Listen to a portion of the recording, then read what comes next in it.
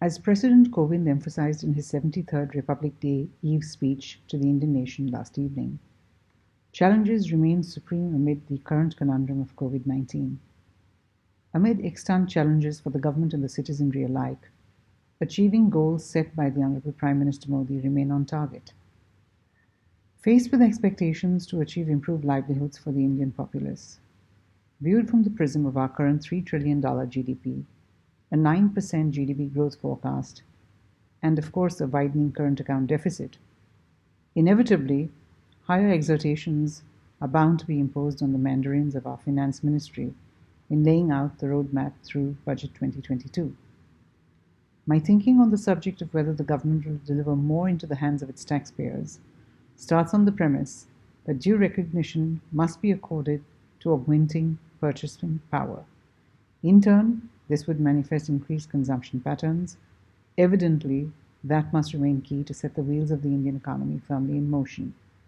On individual taxation, increased slab rates for individuals will inevitably account for inflation.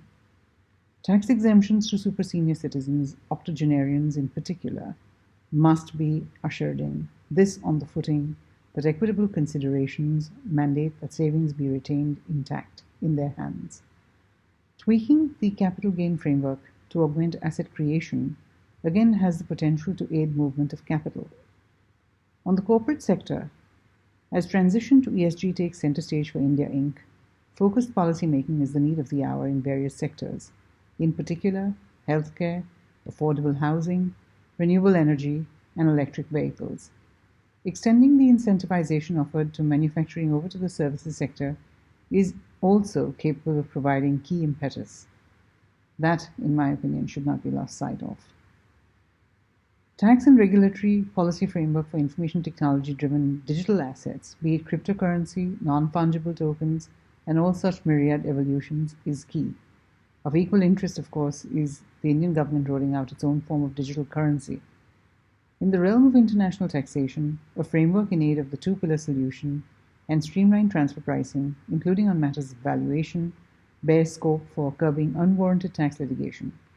Rate rationalization in matters GST, of course a matter for the GST Council, remains imperative.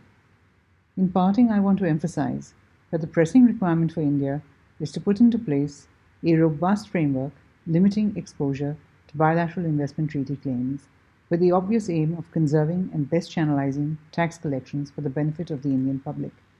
The recent 2021 tax amendment legislation was certainly a step in the right direction, putting aside effectively, for all times to come, I hope, the 2012 Finance Act retrospective legislation. Extending VSV would also be a logical consequence, as would opening up for dispute resolution in manner that obliterates litigation through 3 appellate remedies under our Income Tax Act ahead of a final round at the Supreme Court of India. If recognition were afforded to implementable policy and legislative frameworks capable of redressing concerns of foreign capital, that, in my view, remains a critical path for India.